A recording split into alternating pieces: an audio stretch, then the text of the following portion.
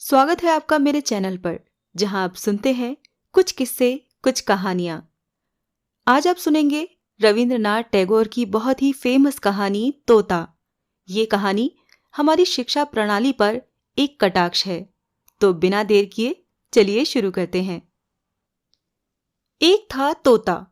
वो बड़ा मूर्ख था। गाता तो था, पर शास्त्र नहीं पढ़ता था।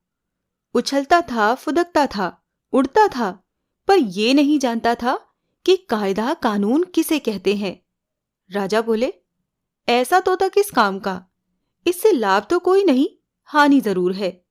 जंगल के फल खा जाता है, जिससे राजा मंडी के फल बाजार में टोटा पड़ जाता है। मंत्री को बुलाकर कहा, इस तोते को शिक्षा दो। तोते को शिक्षा देने का काम राजा के भांजे को मिला। पंडितों की बैठक हुई। विषय था, उक्त जीव की अविद्या का कारण क्या है। बड़ा गहरा विचार हुआ। सिद्धांत ठहरा, तोता अपने घोंसला साधारण खरपात से बनाता है। ऐसे आवास में विद्या नहीं आती। इसीलिए सबसे पहले तो ये आवश्यक है कि इसके लिए कोई बढ़िया सा पिंजरा बना दिया जाए। राज पंडितों को दक्षिणा मिली और वो प्रसन्न होकर अपने अपने घर गए। अब सुनार बुलाया गया। वो सोने का पिंजरा तैयार करने में जुट पड़ा। पिंजरा ऐसा अनोखा बना कि उसे देखने के लिए देश विदेश के लोग टूट पड़े। कोई कहता, शिक्षा की तो इति हो गई। कोई कहता, शिक्षा न भी हो तो क्या, पिंजरा तो बना। इस तोते का भी क्या नसीब है। सुनार को थैलियां भर भर कर इनाम मिला। वो उसी घड़ी अपने घर की ओर रवाना हो गया। पंडित जी तोते को विद्या पढ़ाने बैठे।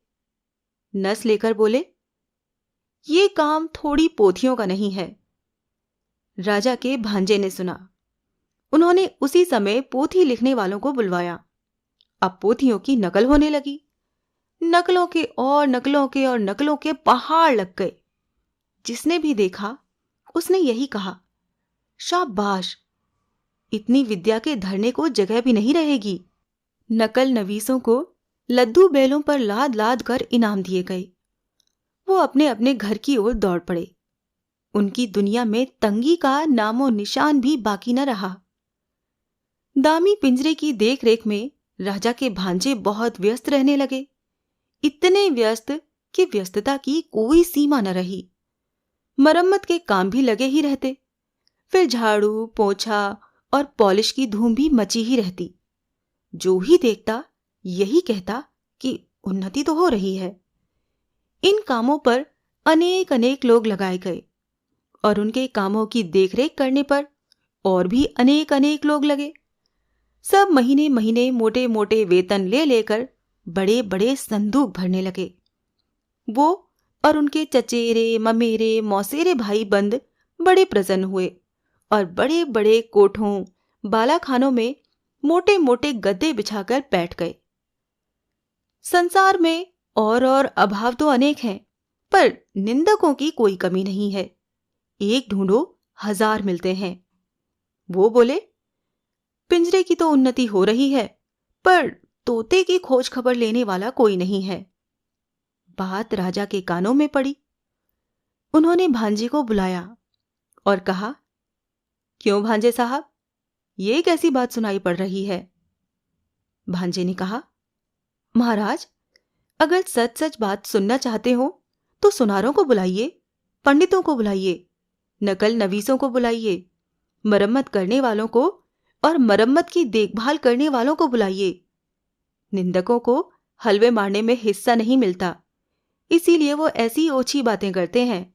जवाब सुनकर राजा ने पूरे मामले को भली भांति और साफ साफ तौर से समझ लिया। भांजे के गले में तत्काल सोने के हार पहनाए गए। राजा का मन हुआ कि एक बार चलकर अपनी आंखों से ये देखें कि शिक्षा कैसे धूम धड़ाके से और कैसी बगटुट तेजी के साथ चल रही है। सो एक दिन वो अपने मुसाहिबों, मुंह लगों, मित्रों और मंत्रियों के साथ आप ही शिक्षा शाला में आ धमके। उनके पहुंचते ही ड्योढ़ी के पास शंख, घड़ियाल, ढोल, ताशे, खुरदक, नगाड़े, तुरहियां, भेरियां, दमामे, कांसे, बांसुरिया, झाल, करताल, मृदंग, जगझंप आदि आदि आप ही आप बज उठे। पंडित गले फाड़ फाड़ कर और बूटियां फड़का फड़का कर मंत्र पाठ करने लगे। मिस्त्री, मजदूर, सुनार, नकल नवीस, देखभाल करने वाले और उन सभी के ममेरे, फुफेरे, चचेरे, मौसेरे भाई जय जयकार करने लगे। भांजा बोला, महाराज देख रहे हैं ना? महाराज ने कहा, आश्चर्य, शब्द तो कोई कम नहीं हो रहा। भांजा बोला, शब्द ही क्यों, इसके पीछे अर्थ भी कोई कम नहीं। राजा प्रसन्न होकर लौट पड़े। ड्योढ़ी को पार करके हाथी पर सवार होने ही वाले थे कि पास के झुरमुट में छिपा बैठा निंदक बोल उठा, महाराज आपने तोते को तो देखा भी नहीं।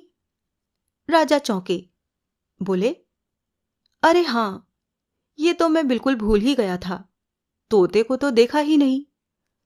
लौटकर पंडित से बोले, मुझे ये देखना है कि तोते को तुम पढ़ाते किस ढंग से हो। पढ़ाने का ढंग उन्हें दिखाया गया। देखकर उनकी खुशी का ठिकाना न रहा। पढ़ाने का ढंग तोते की तुलना में इतना बड़ा था कि तोता दिखाई ही नहीं पड़ता था। राजा ने सोचा, अब तोते को देखने की जरूरत ही क्या है, उसे देखे बिना भी काम चल सकता है। राजा ने इतना तो अच्छी तरह समझ लिया कि बंदोबस्त में कहीं कोई भूल चूक नहीं है। पिंजरे में दाना पानी तो नहीं था, थी सिर्फ शिक्षा, यानी ढेर की ढेर पोथियों के ढेर पन्ने फाड़ फाड़ कर कलम की नोक से तोते के मुंह में घुसेड़े जाते थे। गाना तो बंद हो ही गया था, चीखने चिल्लाने के लिए भी कोई गुंजाइश नहीं छोड़ी गई थी। तोते का मुंह ठसाठस भरकर बिल्कुल बंद हो गया था। देखने वाले के रोंगटे खड़े हो जाते। अब दोबारा जब राजा हाथी पर चढ़ने लगे तो उन्होंने कान उमेठू सरदार को ताकीद कर दी कि निंदक के कान अच्छी तरह उमेट देना। तोता दिन पर दिन भद्र रीति के अनुसार अधमरा होता गया। अभिभावकों ने समझा कि प्रगति काफी आशाजनक हो रही है। फिर भी पक्षी स्वभाव के एक स्वाभाविक दोष से तोते का पिंड अब भी छूट नहीं पाया था। सुबह होते ही वो उजाले की ओर टुकुर टुकुर निहारने लगता था और बड़ी ही अन्याय भरी रीति से अपने डैने फड़फड़ाने लगता था। इतना ही नहीं, किसी किसी दिन तो ऐसा भी देखा गया कि वो अपनी रोगी चोंचों से पिंजरे की सलाखें काटने में जुटा हुआ था। कोतवाल गरजा, ये कैसी बेअदबी है। फौरन लोहार हाजिर हुआ, आग, भाथी और हथौड़ा लेकर। वो धमाधम लोहा पिटाई हुई कि कुछ न पूछिए। लोहे की सांकल तैयार की गई और तोते के डैने भी काट दिए गए। राजा के संबंधियों ने हांडी जैसे मुंह लटकाकर और सिर हिलाकर कहा, इस राज्य के पक्षी सिर्फ बेवकूफ ही नहीं, नमक हराम भी हैं। और तब पंडितों ने एक हाथ में कलम और दूसरे हाथ में बर्छा ले लेकर वो कांड रचाया जिसे शिक्षा कहते हैं। लोहार की लोहसार बेहद फैल गई और लोहारिन के अंगों पर सोने के गहने शोभने लगे और कोतवाल की चतुराई देखकर राजा ने उसे सिरोपा अता किया। तोता मर गया। कब मरा इसका निश्चय कोई भी नहीं कर सकता।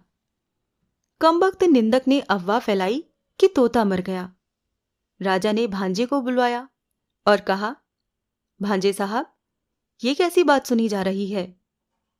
भांजे ने कहा, महाराज, तोते की शिक्षा पूरी हो गई है। राजा ने कहा, अब भी वो उछलता फुदकता है। भांजा बोला, अजी राम कहिए, अब भी उड़ता है? ना, कतई नहीं। अब भी गाता है? नहीं तो।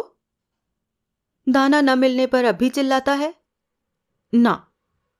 राजा ने कहा, एक बार तोते को लाना तो सही, देखूंगा जरा। तोता लाया गया। साथ में कोतवाल आए, प्यादे आए, घुड़सवार आए। राजा ने तोते को चुटकी से दबाया। तोते ने न हां की न हूं की। हाँ, उसके पेट में पोथियों के सूखे पत्ते खड़खड़ाने जरूर लगे। बाहर नव वसंत की दक्षिणी बयार में नव पल्लवों ने अपने निश्वासों से मुकुलित वन के आकाश को आकुल कर दिया। अभी आपने सुनी रविन्द्रनाथ टैगोर की लिखी कहानी तोता। अगर आपको ये कहानी अच्छी लगी हो तो वीडियो को लाइक करके चैनल को सब्सक्राइब कर लीजिए। मिलती हूँ अगली कहानी में।